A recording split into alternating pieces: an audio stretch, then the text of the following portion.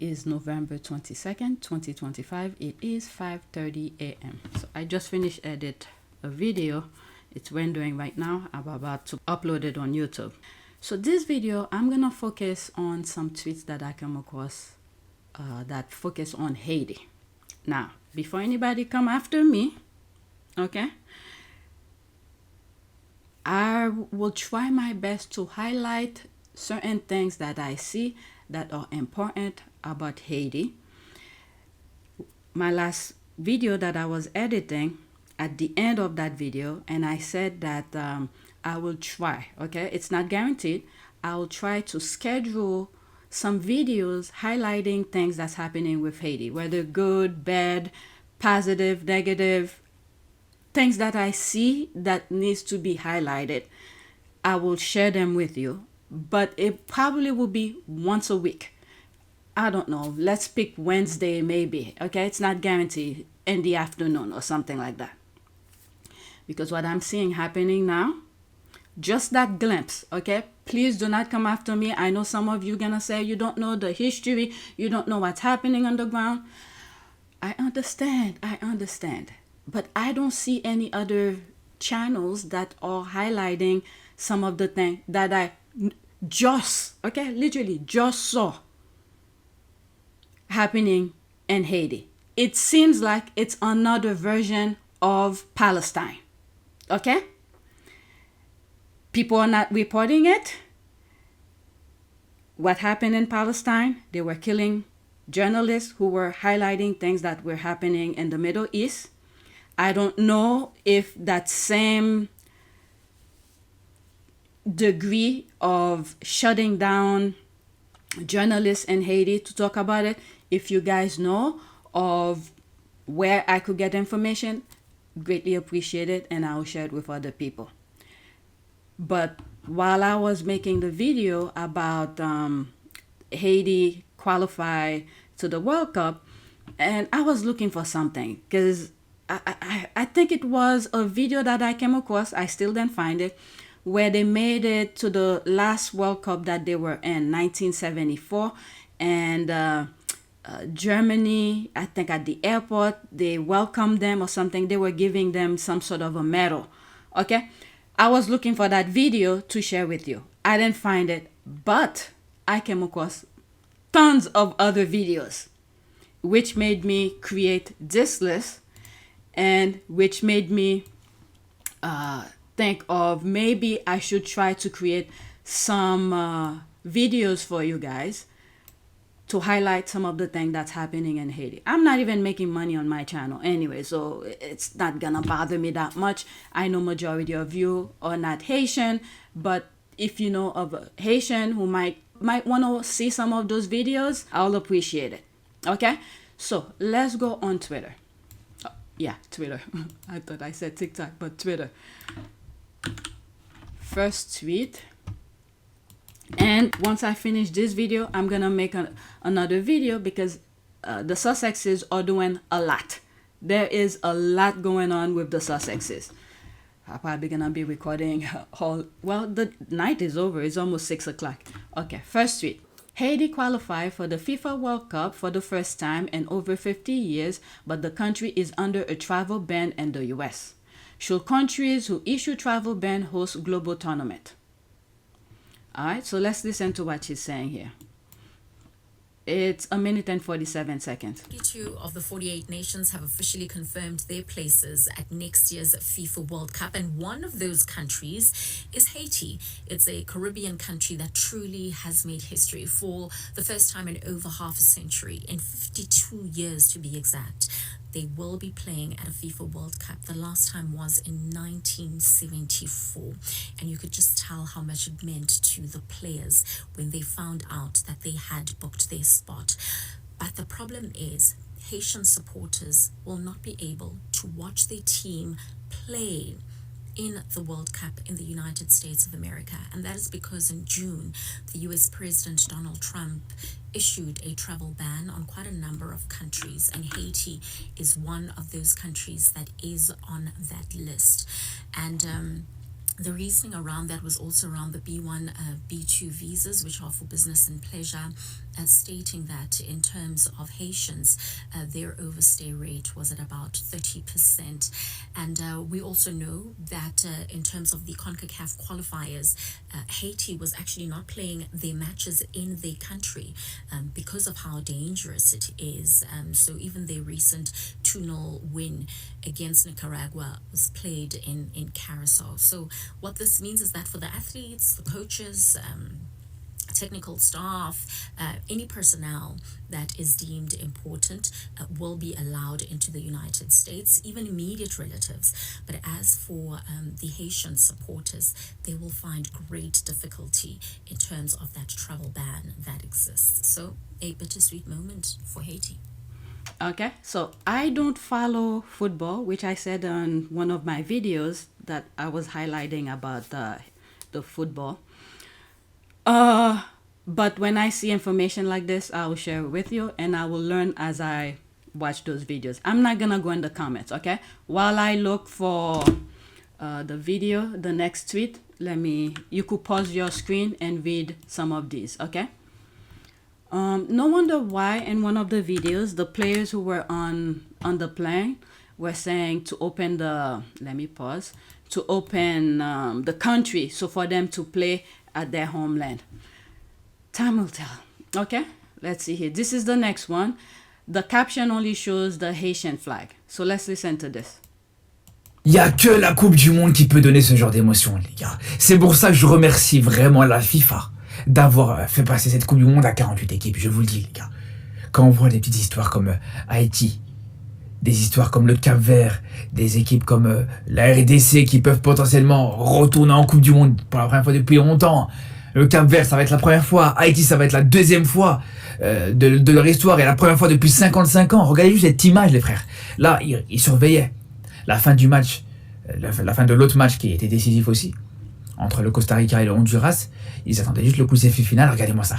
Tous les joueurs regardent et voilà, la fin du match de l'autre côté. Et une explosion de joie dans tout un pays, les frères. Des émotions que, encore une fois, qu'il n'y a que la Coupe du Monde qui peut te donner.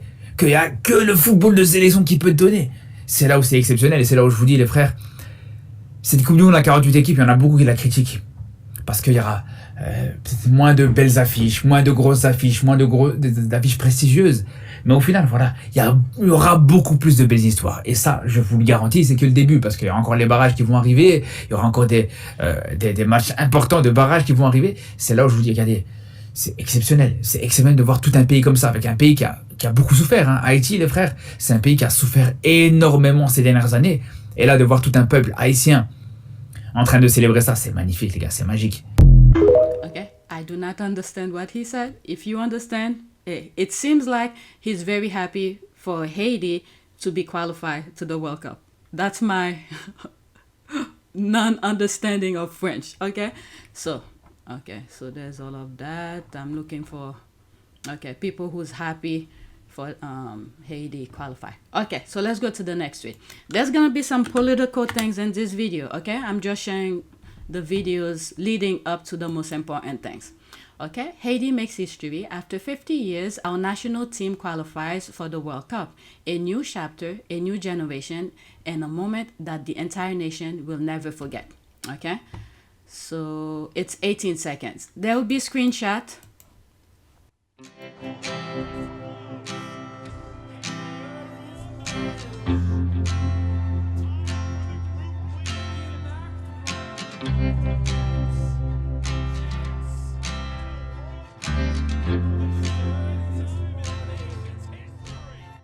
Okay, I thought that was something else, but it is what it is.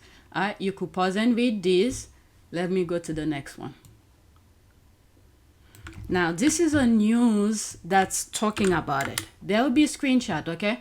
For those who are new or who happen to stumble on my channel because I'm sharing this with you, YouTube has been giving me a lot of problem when I share videos.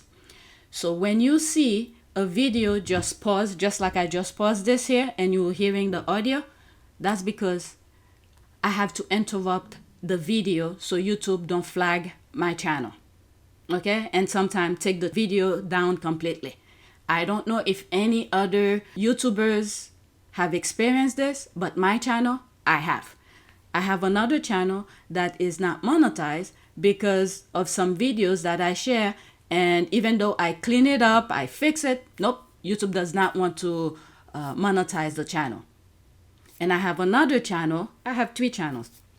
Another one that I had, I clean it up, they did the same thing, they demonetized the channel, but once I clean it up and fix it and remove a lot of things, I'm like, my God, and they monetize it again. So when you see things like that, it's paused, but you're hearing the audio, that's because I do that so YouTube don't flag my channel.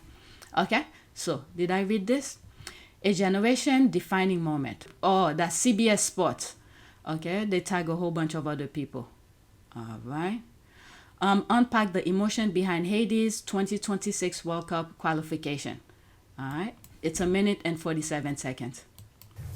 Most importantly, Haiti. What the people of Haiti have been through for decades. This is going to bring life to a nation that needs that ounce of hope, the happiness that brings people together, that you can forget about some of the things that you're going through, that your family's going through, that the country's going through politically. What this is what the game does for people, for a country. I am so moved by Haiti in what they've been able to accomplish in this World Cup campaign. Phenomenal. That's what I'm so driven about. Yeah. I'm moved by these results. I'm just feeling the same as you, Charlie. Like, it's just seeing the scene, seeing the fans, the players, like the staff members, people crying of joy. It just shows like how much this means to them. And we talked about it earlier. Just football is, I mean, it's one of the most beautiful things that exists because of this, right? It's what unites people. It's what gives them hope. And like you said, it gives them something to look forward to. So I'm happy for them. It's great. Well, we as non-Haitians can only imagine how they are feeling. We do have a producer, Breeze, here at the Golasso Network that is a very proud Haitian. And he sent us a video of some scenes going on in the household. Take a look at this.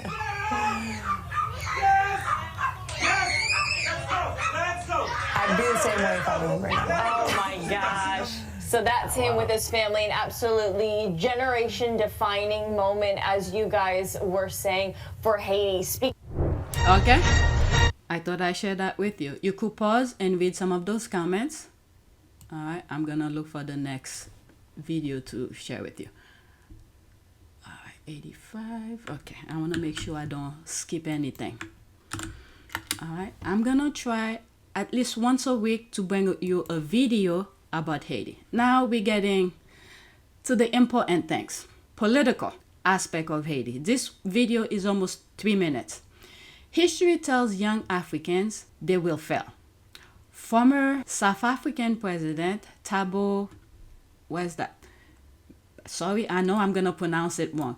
Mbeki explains how Haiti's history defeating 3 European empires at once proves to every black person that you are not the failure white supremacy insists you are.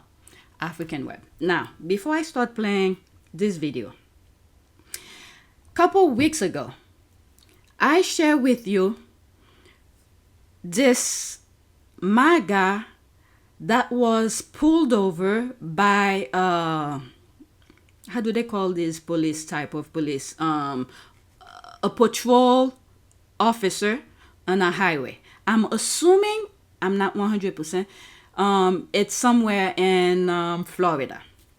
Now, when they stopped this ICE agent, at that time, they didn't know he was an ICE agent. He was a regular person, 2 kids in the back, and it seems like he was drunk. They stopped him.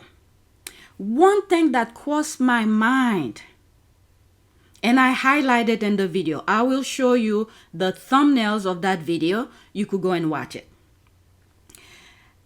When they stopped him, they asking him question, and there was a black patrol officer, I think. I don't know his status, but he was an officer. He's black. Now, when they questioning that guy, that MAGA, he asked the black officer, are you Haitian? And then they tell him, that has nothing to do with the situation at the moment. There's a way he turned his head. He was like, yes, it does. And it caught my attention. I'm like, there's something deep down within him that made him said that. Why is Haitians are important to him? And I think I highlighted also in the video. Please go watch that portion. I don't remember, the timestamp, but you could skim through it or whatever. And I was like, there must be something with the Trump administration that are targeting Haitian. And I think, but anyway, when I read this caption, this is what came to mind. They are afraid of African American, but Haitian in particular, for this specific reason. They are targeting them. Sadly to say, the neighbors, Haitian neighbors, is playing a big part of it. Okay? To a certain extent. I'm not shifting all the blame to the neighbor. But if you read between the lines, you will understand. But anyway, before I start again, there was something else that I came across. Oh, while I was going through some stuff, maybe I should add it to the video right after this one. A truck driver that they stopped, that's in the United States. It's taking me too long. I didn't find it, but let's focus on this, okay? 3-4 young people, they came to our foundation. And they said to us that they, as young people, have a problem. Because the history that we know, that history tells us one story, with that black people will always fail. We look at the history, there's a history of slavery. We are taken as slaves. There's history of colonialism, we are colonized. There's apartheid, we are oppressed. And they say we can see the problems in the country, in South Africa now. But we are not motivated to say anything about how to solve them. Because we know for a fact that we will fail. If you look at South Africa, economy is in crisis. The politics is in crisis. Crime and corruption crisis. Even our relations with the rest of the continent crisis.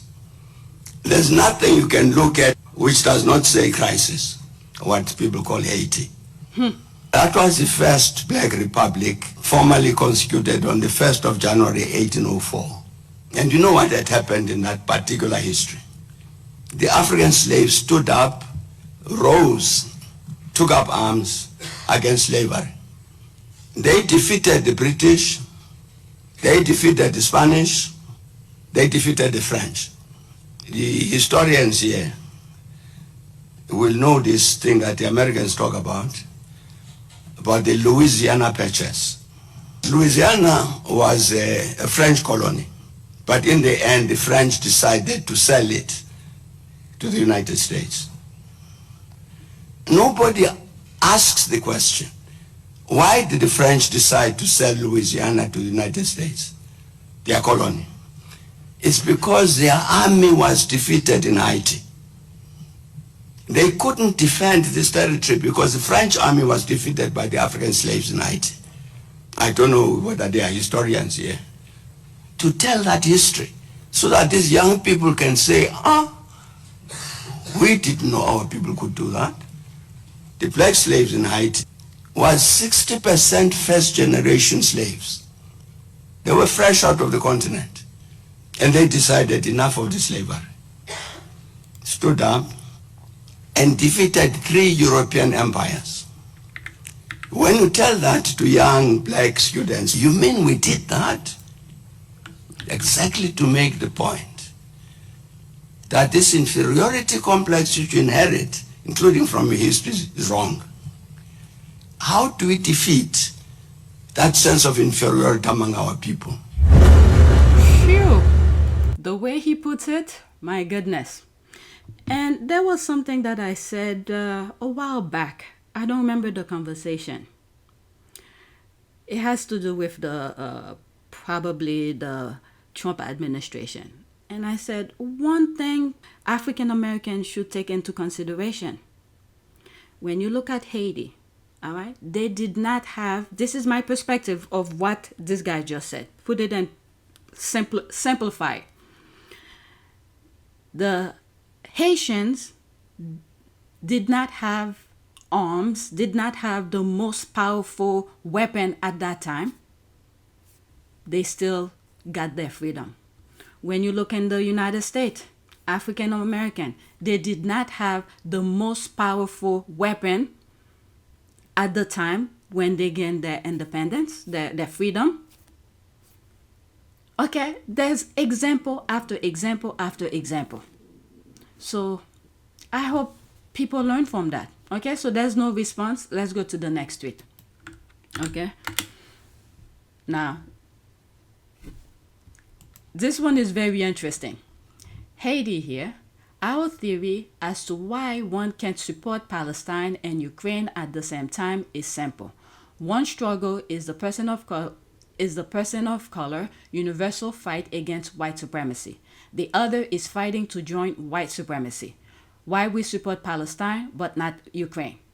Okay, let's listen. Almost 2 minutes and 18 seconds. I support Palestine, but I do not support Ukraine, and this is a video for people who don't understand how anybody could take that position. Most people who support Ukraine and Palestine do so because both countries were invaded. They're looking at these conflicts on the surface level and seeing one powerful country invading a less powerful country. And from that, they draw the seemingly common sense conclusion that they should support the less powerful country being invaded. But in politics, you have to look below the surface to see what's actually going on, and if you do, you'll find that the Ukrainian government has more in common with Israel than they do with Palestine. In fact, the president himself said that he wants to turn Ukraine into a big Israel, and the US ruling class was happy to help him do so. In 2014, Ukraine's government was destabilized and eventually overthrown with the help of a bunch of US-funded extremists. And these extremists had a beef with the ethnically Russian population in the eastern part of Ukraine. So after the government was toppled in 2014, they banned these people's language and started a war against them. Kind of like how Israel suppresses the Arabic language and boosts Hebrew, and how they wage ethnic warfare against people within their own territories.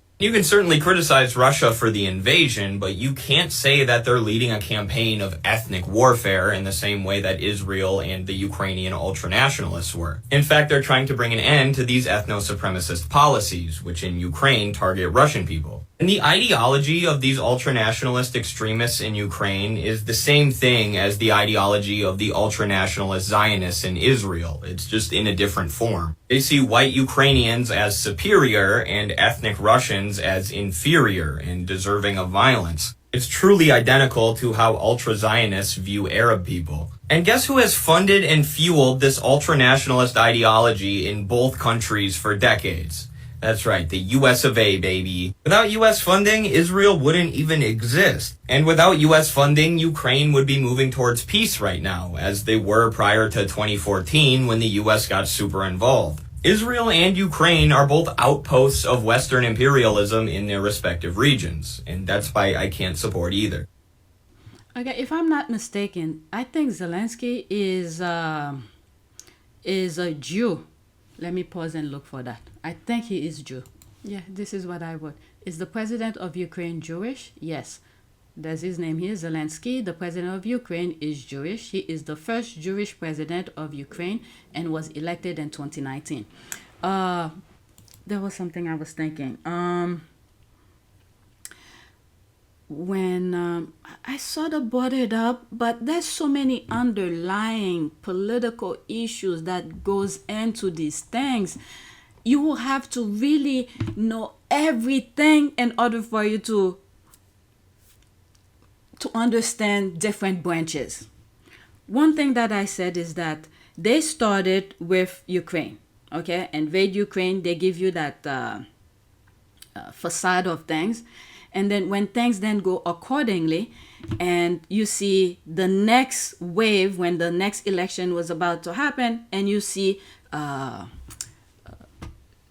Israel did its thing to Palestine. And now what I'm seeing here, it seems like, I'm just saying, as if they are chasing, literally chasing wherever Palestinians are, they're bombing them. Okay? With no defense whatsoever, they're bombing them.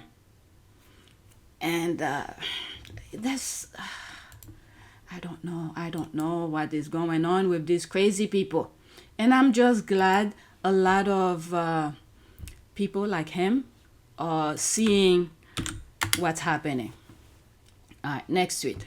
All right, this is another one here.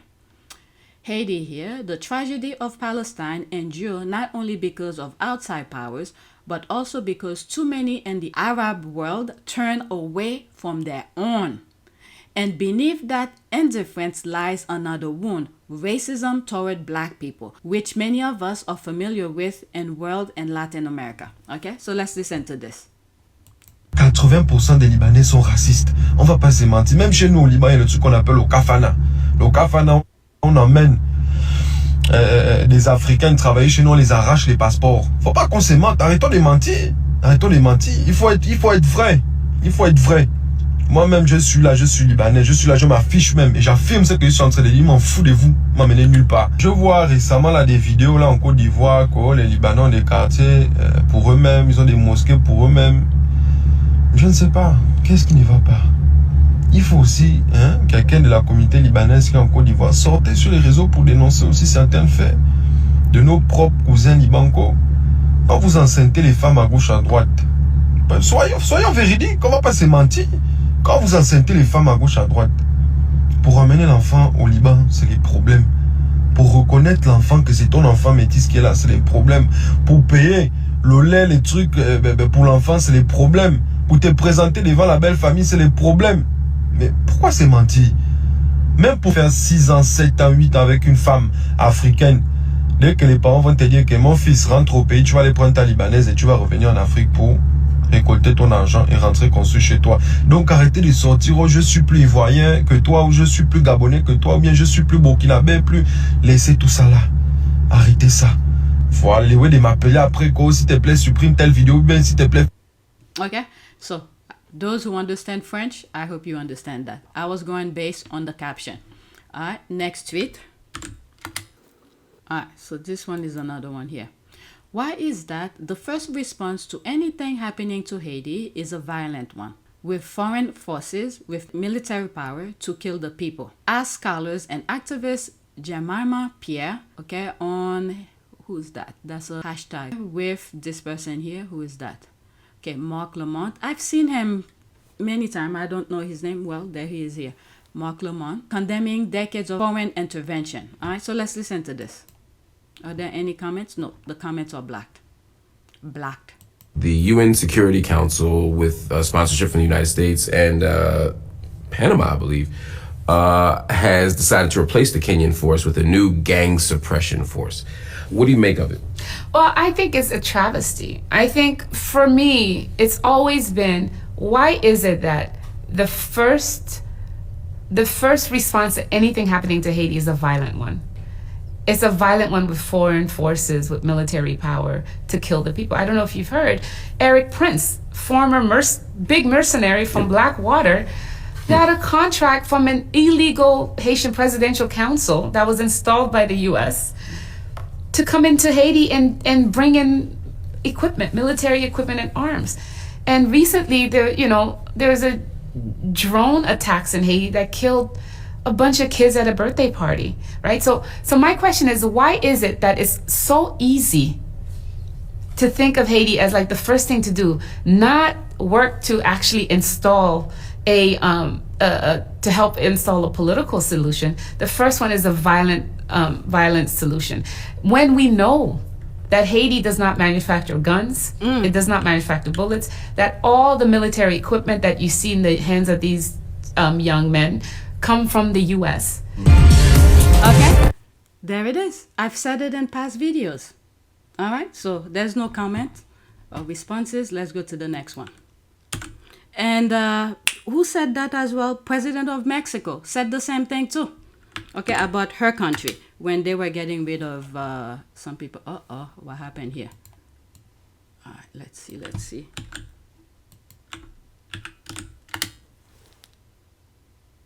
Okay, so let me pause. Haiti has given so much to the world, but now in its time of struggle, the world remains silent. Okay, same thing with Palestine. When they were, well, they're still doing it. Everybody's silent about it.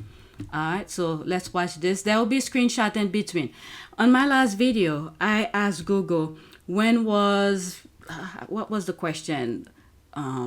It's near the end of that video. When was Haiti at peace or something like that? Google claimed it was never in peace. And then when I pinpoint the time frame, I think I said 1940 or 1950 or something like that. That's when it sort of gave a little highlight of what was happening during the 1940s or 50s. Okay, there was a boom of tourism. And I'm like, okay, if there was a boom of tourism, you think people will go there to vacation? So even some of the algorithm, the system is painting Haiti as never been at peace.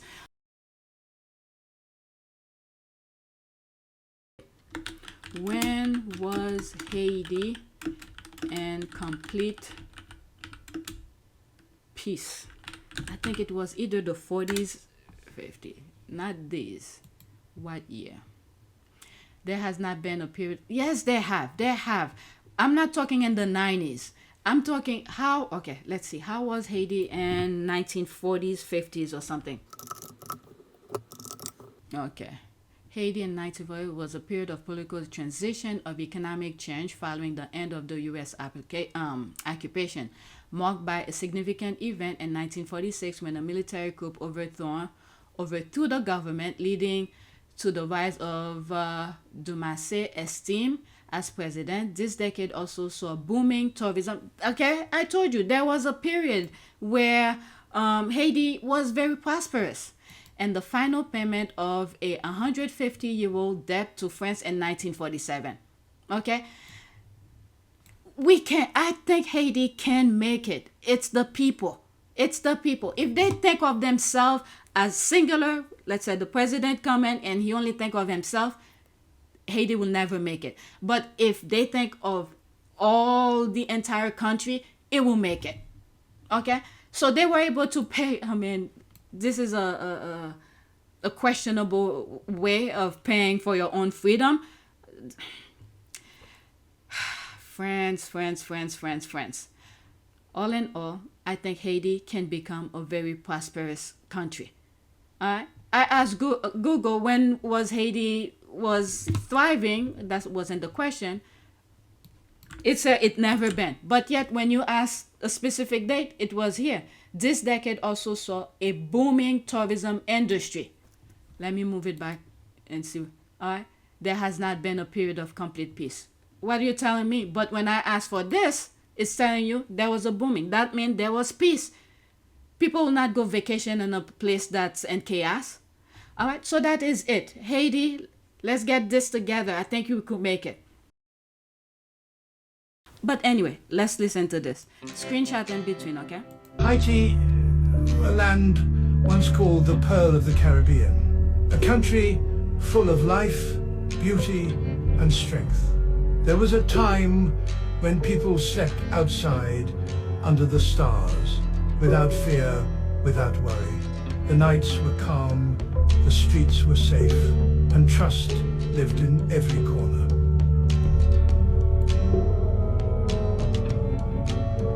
People walked freely, doors stayed open, neighbors stood together. A small amount of money could feed an entire family. Life was simple, yet full of dignity. This land was shaped by ancestors who rose from chains to freedom, who stood strong and helped other nations rise.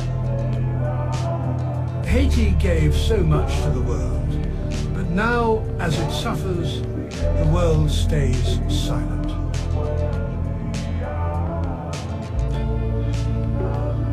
Still, the spirit lives on, buried but not broken, forgotten by many, but remembered by those who carry its soul. Wow. Very heartwarming. What did Haiti give to the world? Okay.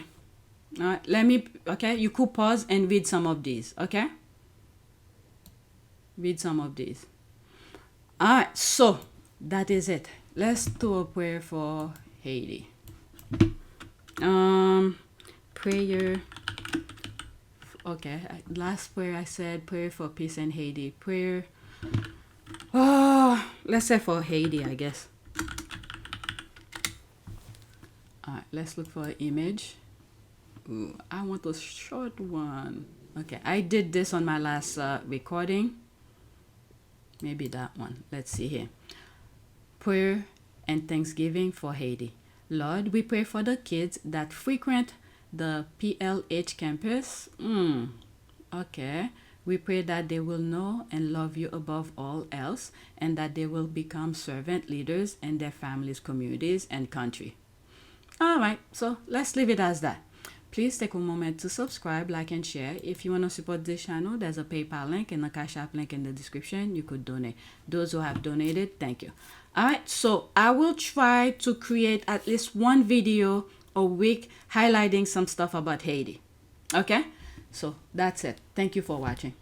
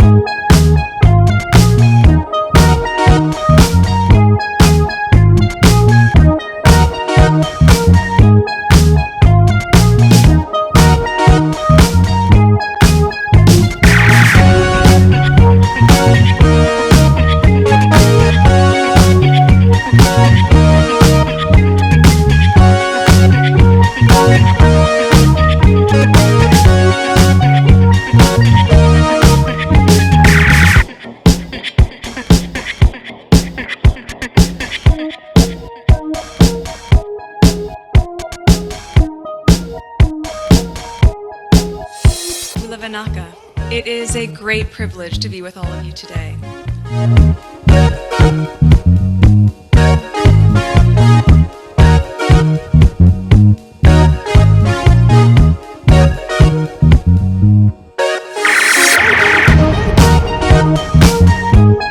You know, we ask for forgiveness and please come back.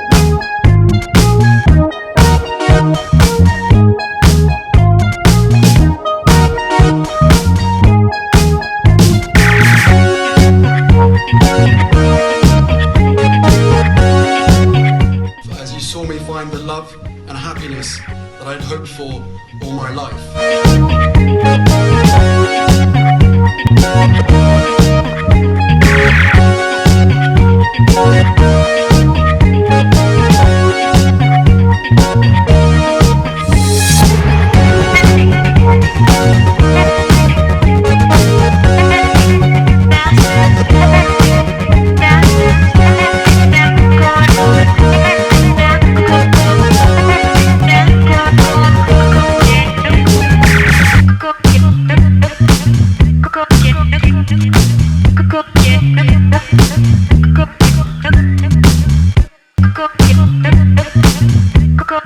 You are all in this together, and if I may speak personally, we are all in this together, because asking for help was one of the best decisions that I ever made. You will be continually amazed how life changes for the better.